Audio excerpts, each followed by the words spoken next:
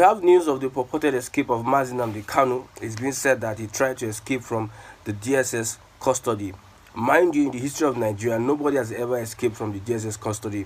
NNAMDI KANU is a special prisoner with the DSS. Remember, reports have it that he was kidnapped from Kenya. The government went to various lengths to kidnap NNAMDI KANU from Kenya. And now what we are hearing that NNAMDI KANU escaped from custody. This is being piloted by a Nigerian news outlet.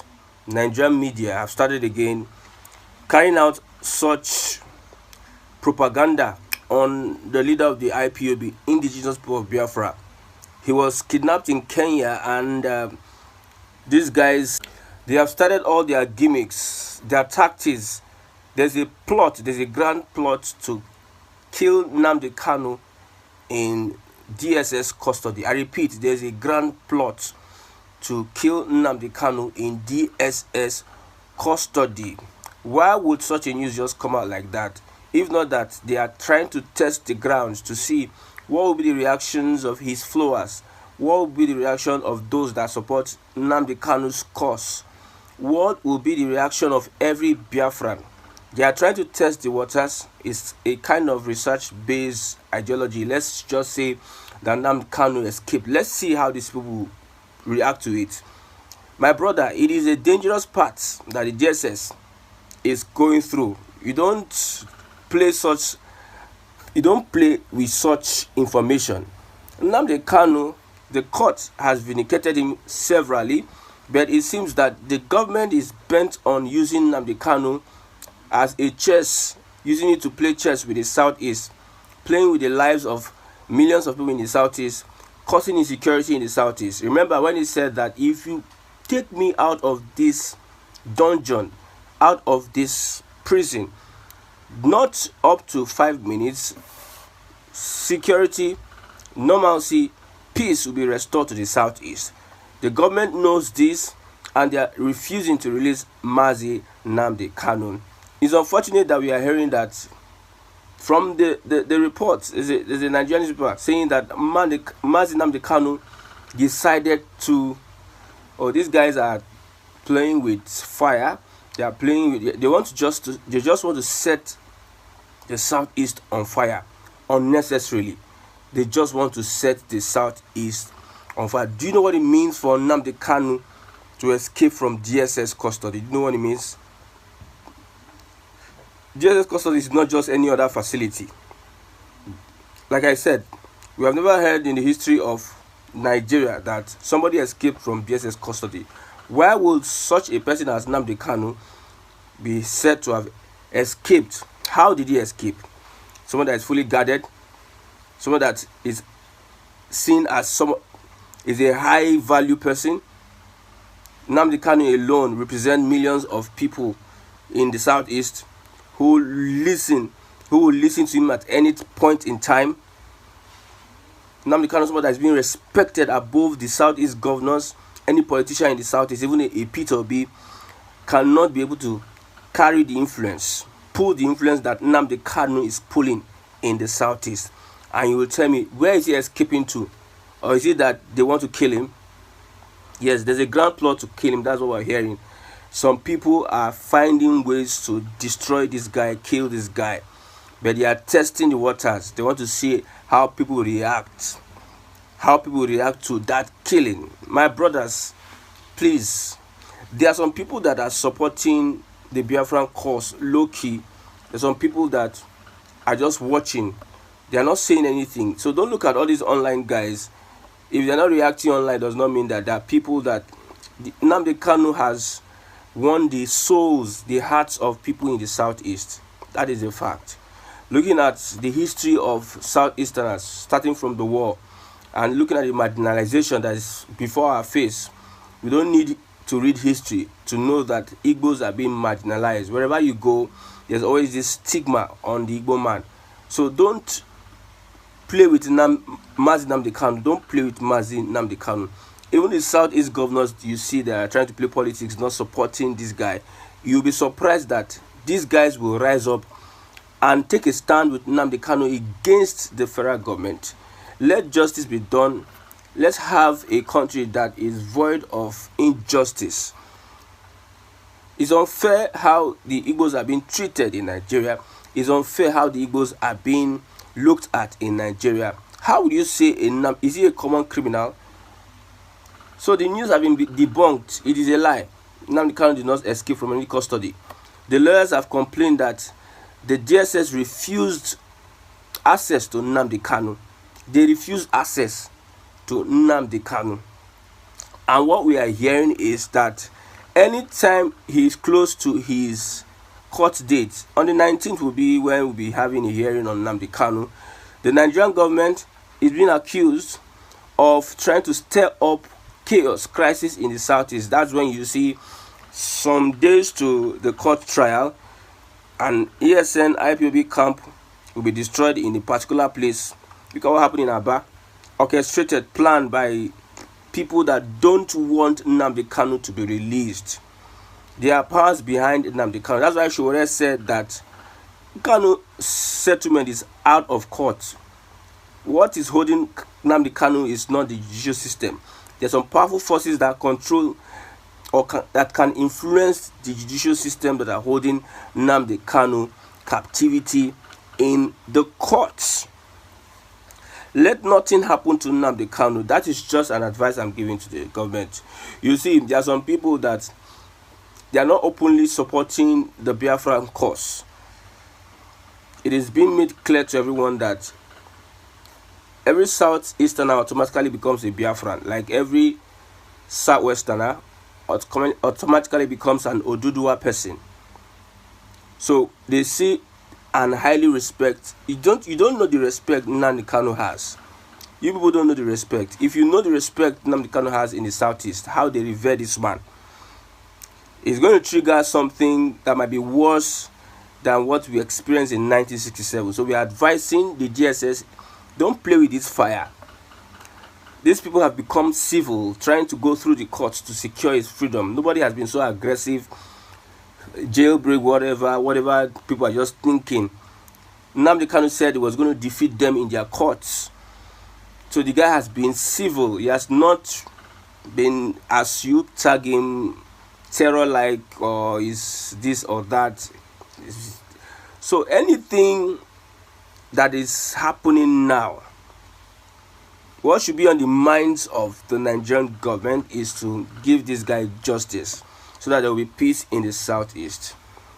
Some people are mulling for regional government. It is good on your part. You can start looking for a regional government. But when you are going to talk about regional government and you're not talking about fairness to other tribes and other regions, it does not make sense. I know it might be a ruse. It might try to stir the waters. Yes, not as if something is not happening. Like, let everywhere be lively, because this original thing, I don't believe that is going to have any fruition or is going to be possible, because we play too much in this country. We are not serious in this country. We started with national anthem. We started with cows are presidents or cows are citizens. From cows are citizens, we went to Odobale. Tinubu fell on Democracy Day. We are trying to, there's a distraction going on, and you have come with MAZI NNAMDI KANU escape from prison. How does that sound? Escape to where? Where did he?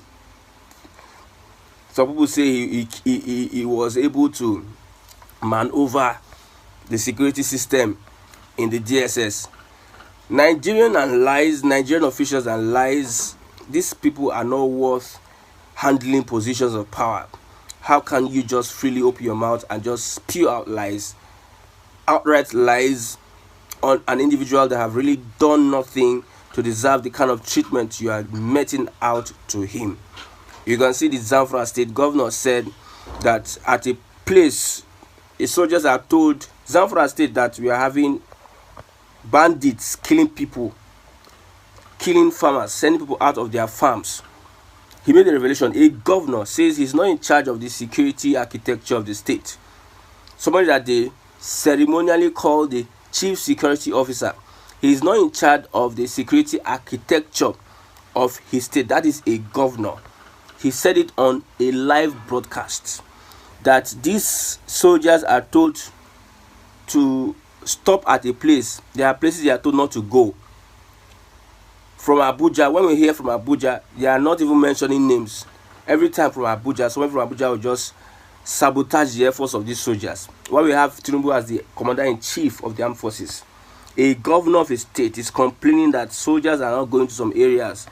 Probably that is the place where these bandits are.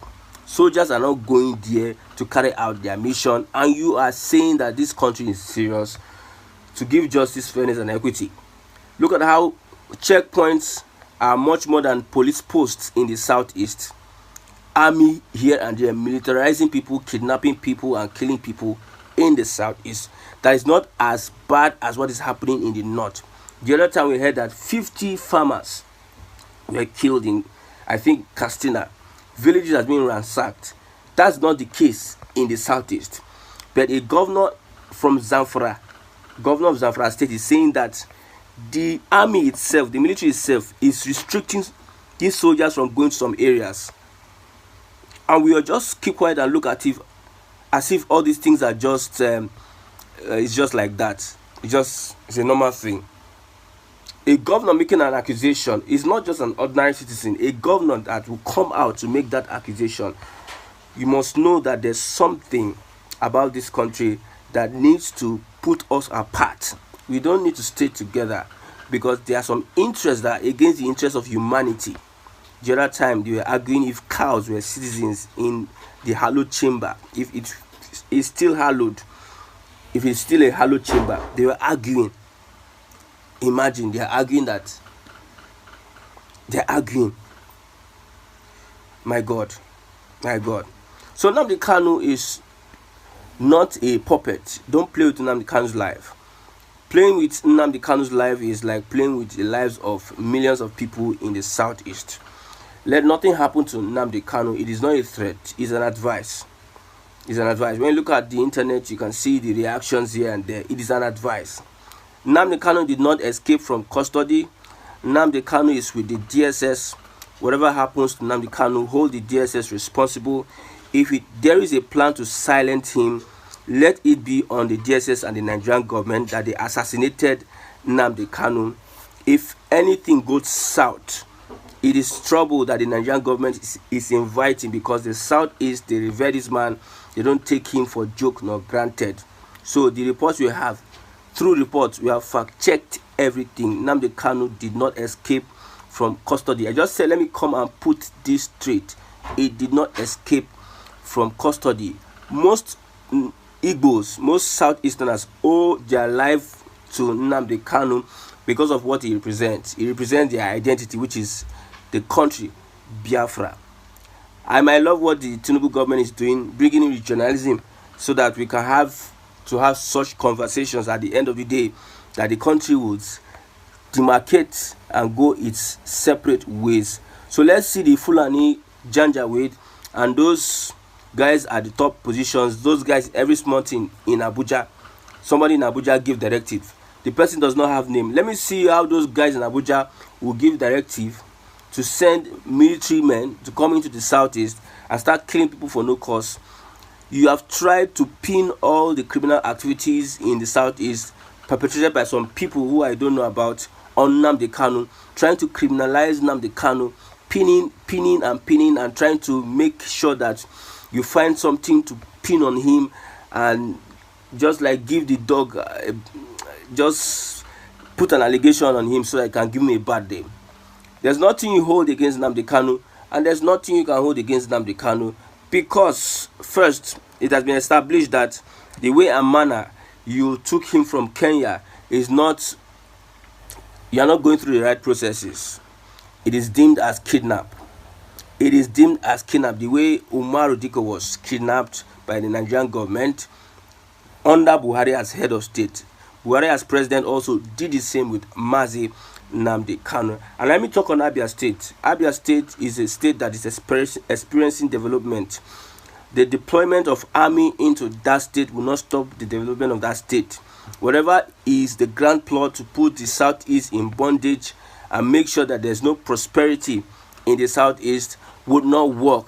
Southeasterners are resolute and resilient. Whenever they want to do anything, whenever they take any decision, they are resolute and resilient.